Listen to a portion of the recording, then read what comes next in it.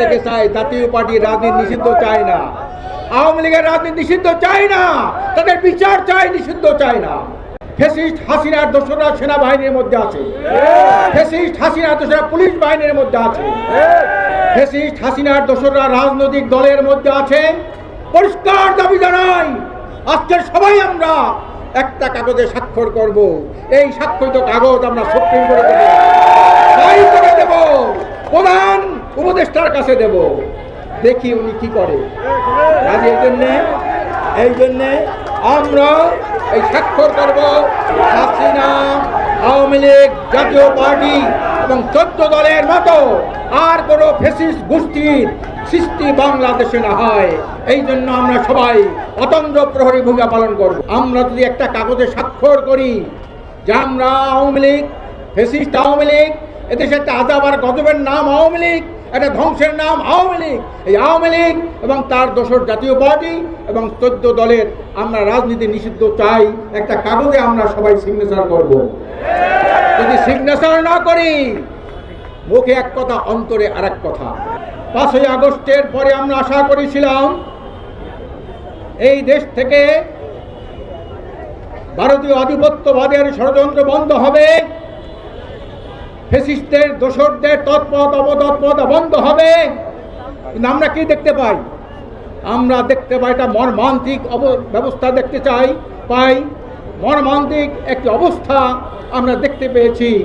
নুরুল হক নূরের মতো একজন বিপ্লবী নেতার উপরে আমি প্রথম আশা করেছিলাম বোধহয় জাতীয় পার্টি অফিসের সামনে এই মারামারিটা হয়েছে, কিন্তু যখন দেখলাম যে না, বিপি নূরের অফিসের সামনে সাংবাদিক সম্মেলনের বৈঠকে এই হামলা হয়েছে ন্যাক্কারজনকভাবে, তখন আমাদের চিন্তা ভাবনা একটু অন্যদিকে গেল যে এইটার পিছনে এটি গভীর ষড়যন্ত্র রয়েছে।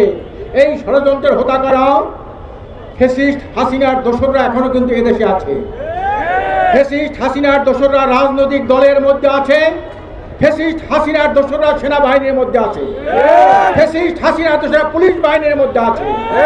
এই যে আমরা মনে করি এই ষড়যন্ত্র অত্যন্ত গভীর। আমি বেশি কথা বলতে চাই না। আজকের এখানে যারা আমরা উপস্থিত হয়েছি, আমরা যদি একটা কাগজে স্বাক্ষর করি যে আমরা আওয়ামী লীগ, ফ্যাসিস্ট আওয়ামী লীগ, এদেশে একটা আজাব আর গজবের নাম আওয়ামী লীগ, একটা ধ্বংসের নাম আওয়ামী লীগ, এই আওয়ামী লীগ এবং তার দোসর জাতীয় পার্টি এবং 14 দলের আমরা রাজনীতি নিষিদ্ধ চাই, একটা কাগজে আমরা সবাই সিগনেচার করব। যদি সিগনেচার না করি, মুখে এক কথা, অন্তরে আর এক কথা। থেকে চাই জাতীয় পার্টির রাজনীতি নিষিদ্ধ চায় না, আওয়ামী লীগের রাজনীতি নিষিদ্ধ চায় না, তাদের বিচার চাই, নিষিদ্ধ চায় না। কাজে এই জন্যে আমরা পরিষ্কার ইসলামী আন্দোলন বাংলাদেশের পক্ষ থেকে, পীর সাহেব চরমনাইয়ের পক্ষ থেকে পরিষ্কার দাবি জানাই, আজকের সবাই আমরা একটা কাগজে স্বাক্ষর করব। এই স্বাক্ষরিত কাগজ আমরা সুপ্রিম কোর্টে দেব, প্রধান উপদেষ্টার কাছে দেব, দেখি উনি কি করে। কাজে এই জন্যে আমরা এই স্বাক্ষর করব। আর একটা কথা বলতে চাই, আমরা বলতে চাই, হাসিনা, আওয়ামী লীগ, জাতীয় পার্টি এবং 14 দলের মতো আর কোনো ফ্যাসিস্ট গোষ্ঠীর সৃষ্টি বাংলাদেশে না হয়, এই জন্য আমরা সবাই অতন্দ্র প্রহরী ভূমিকা পালন করব।